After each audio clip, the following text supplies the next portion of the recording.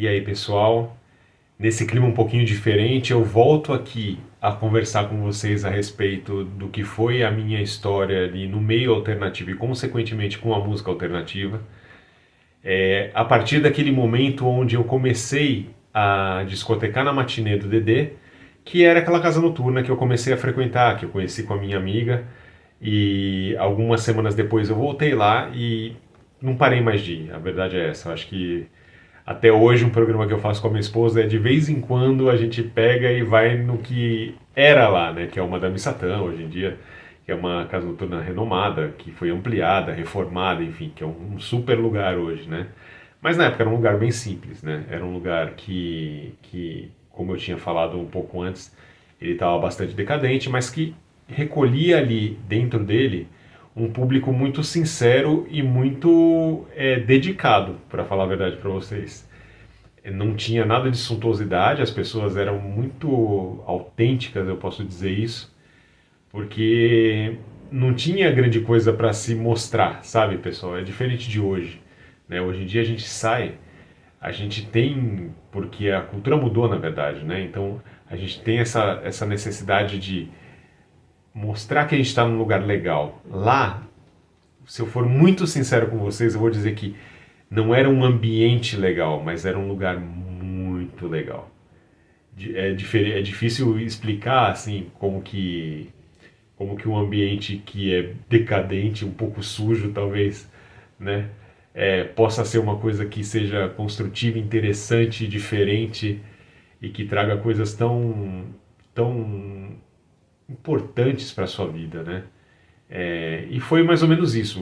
Eu costumo dizer que grande parte do meu caráter foi forjado num porão, né? E lá literalmente era um porão, como o porão da casa da avó, que hoje em dia acho que pouca gente que é novinha não tem a menor noção do que é isso, mas é aquele lugar onde a gente guarda muitas coisas que a gente não quer ver, muitas coisas que a gente não sabe onde colocar. E lá eu guardava muitas coisas que eu não queria ver, muitas coisas que eu não sabia onde colocar.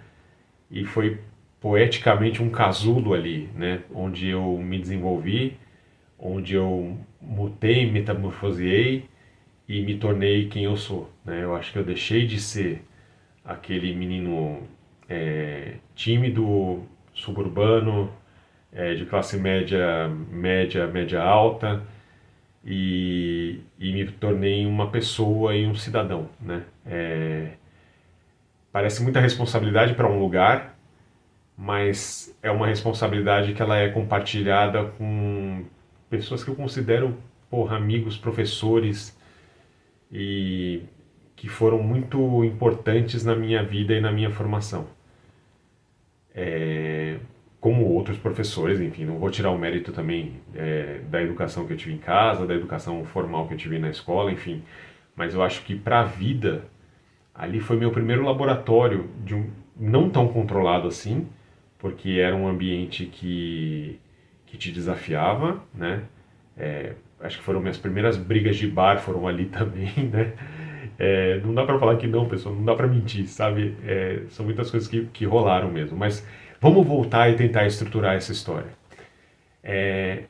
Começo a frequentar, voltando antes de eu começar a discotecar, né? Começo a frequentar, conheço as pessoas ali da casa, fico amigo de muitas delas, do barman, do segurança, da chapeleira, e começo a ter com quem conversar, né?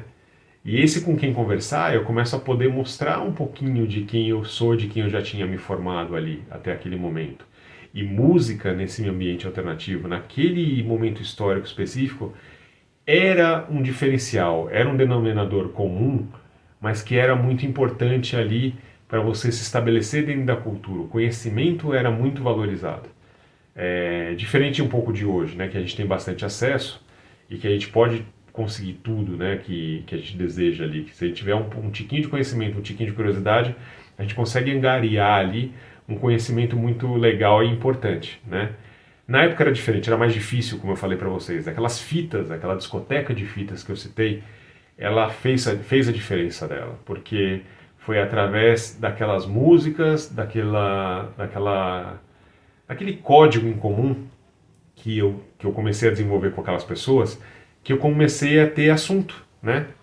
E diferente daquele meu grupinho de amigos do bairro que a gente fazia natação, que a gente jogava videogame, enfim, ali eu comecei a ser notado como pessoa, né? Pessoa com desejos, com uma formação, e ali aquela formação que era clássica, né, por exemplo, da ópera, que não fazia o menor sentido fora do ambiente familiar.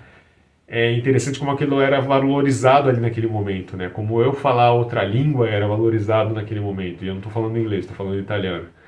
É, e, porra, você se sente importante, né, cara? Você se sente alguém. E aí nessas conversas com as pessoas, eu começava a fazer o que eu faço aqui com vocês. Eu começava a conversar, a contar minhas histórias, contar o meu conhecimento, dividir o que eu sei, né? Porque, meu, a grande verdade é que é o que eu sou, né? Eu não acho que eu não saberia ser diferente disso que eu estou fazendo aqui.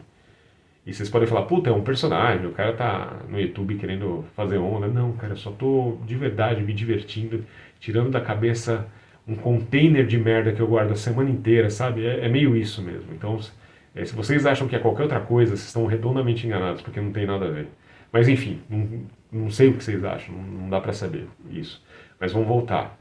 É, desse contato, eu acho que em algum tempo, eu não sei precisar quanto tempo, eu comecei a ser respeitado, né? Mesmo sendo um neófito ali, mesmo sendo um novinho naquela cena ali, né?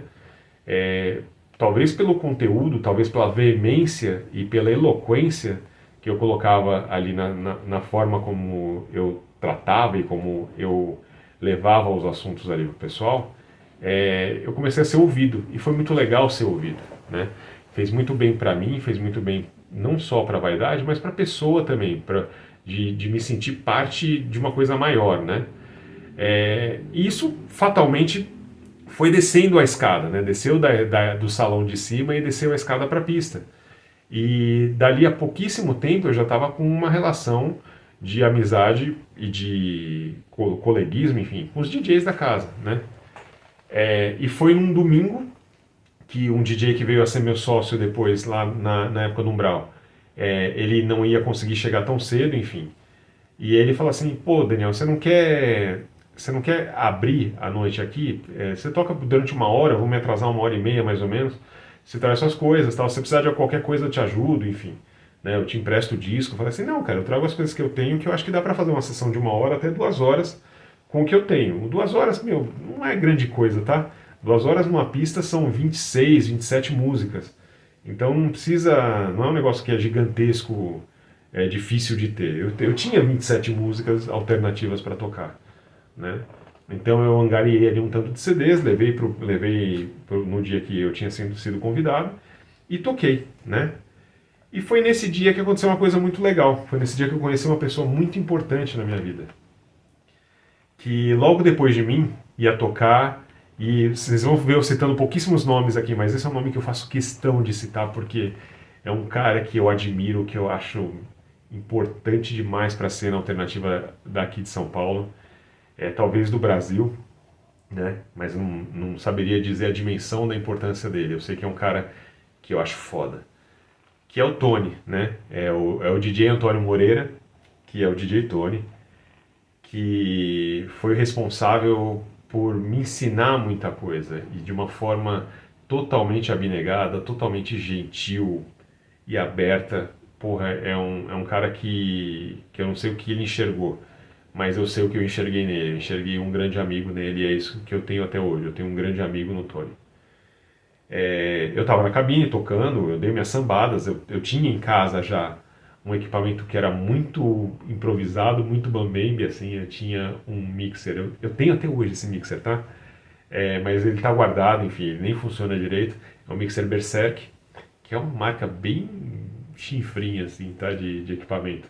E tinha 2 toca-CDs daqueles separados, que eram só toca-CDs, não tinha equipamento, e com isso eu me diverti em casa, tinha um amplificadorzinho, com fone muitas vezes, e eu ficava brincando de DJ em casa, né, com os discos que eu já tinha.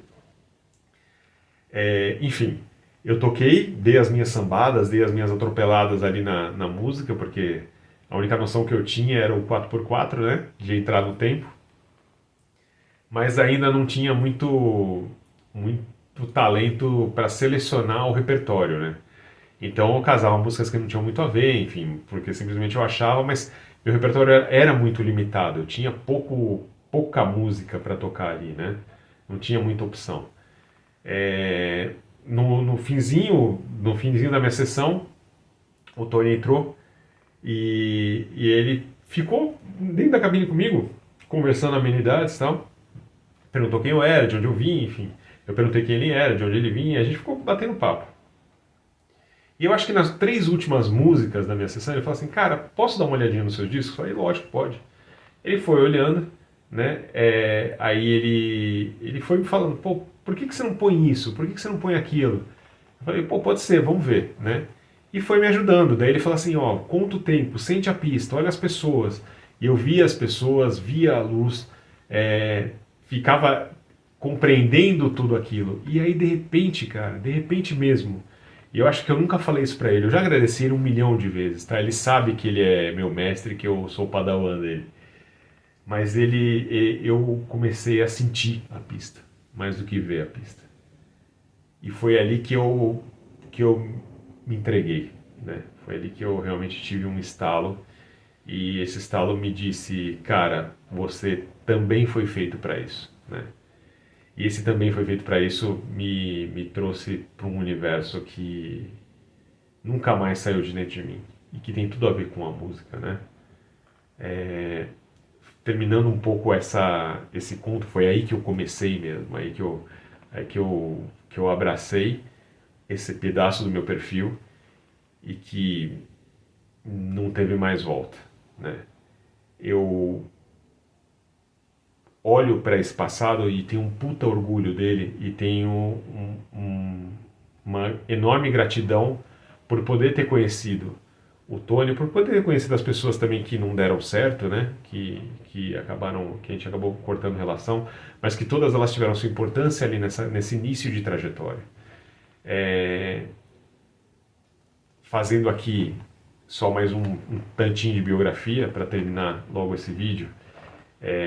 O Tony, ele não só era DJ, né? Ele foi um dos grandes DJs da Noite Alternativa de São Paulo, tocou na Treibhaus, tocou no Madame, no primeiro Madame, tocou no DD, tocou no Morsegovia, tocou no Umbral, porra, ele era o meu grande parceiro no Umbral, né? Ele teve a grande sacada de criar, junto com o Enéas, a Trash Aids.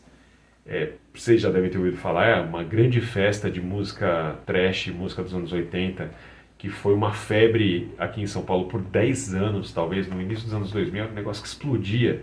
A galera se aglomerava para entrar naquele hotel Cambridge lá, na 9 de julho, para poder frequentar essa festa. Eu fui 2 vezes na trash, não é meu perfil, enfim, mas para honrar meu amigo, é lógico que eu fui, e foi um grande negócio que ele fez.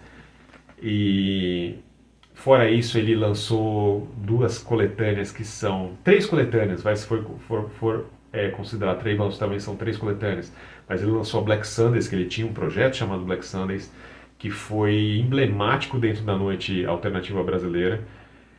Puta, emblemático. Eu tenho certeza disso que eu estou falando, gente. Não tem a menor dúvida que foi epistemológico, sabe? Foi um negócio que deu origem a grandes ideias. Então ele tem 2 coletâneas, uma em vinil, outra em CD, que é Black Sundays Compilation 1, Black Sundays Compilation 2. Eu não tenho a 1, eu tenho a 2.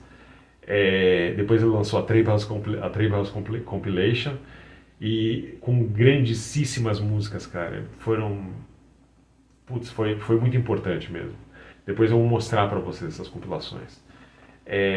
Além disso, ele foi vocal de uma banda chamada Der Kalte Stern, Estrela Fria, e junto com o DeMartin, né? O DeMartin era o cara que fazia os arranjos, enfim, tocava os teclados. E é uma banda que é uma das minhas favoritas. Na hora que chegar na letra K, eu vou falar isso para vocês e vou mostrar para vocês com muito orgulho. Eu já cantei com o Kalte, a gente já cantou no palco juntos e é um grande momento da minha vida que eu guardo com muito carinho. Entre muitas outras coisas, cara. Eu acho que o Tony até hoje ele é um cara que luta e se esforça. Ele foi um dos caras que também me inspirou a fazer live durante a pandemia, né, de 2020 e 2021. Foi uma maneira que ele encontrou de gerar fundos para ele. Ele fez umas lives fantásticas também. E eu pago um pau para esse cara. Eu acho que ele é um grande personagem aí da noite. É um grande professor para mim. Ele é um, um bastião mesmo ali dessa cultura alternativa de São Paulo. Fica aqui minha homenagem, mais que merecida, eu juro pra você que é muito merecida. Se vocês quiserem, procura aí Der Stern, procura Trash 80, vocês vão ver o que esse cara fez, o que ele foi capaz. E eu acho que dentro de tudo isso que ele fez, ele me fez também um pouquinho, né? Eu costumo ser muito sincero com relação a isso. Eu não pago pau à toa, né? Eu acho que eu tenho critérios e meus critérios são muito fortes. Mas esse cara merece toda a minha reverência. E hoje é isso que eu queria contar nesse vídeo. Depois eu conto mais para vocês, porque ainda tem muito mais história. Muito obrigado e até mais.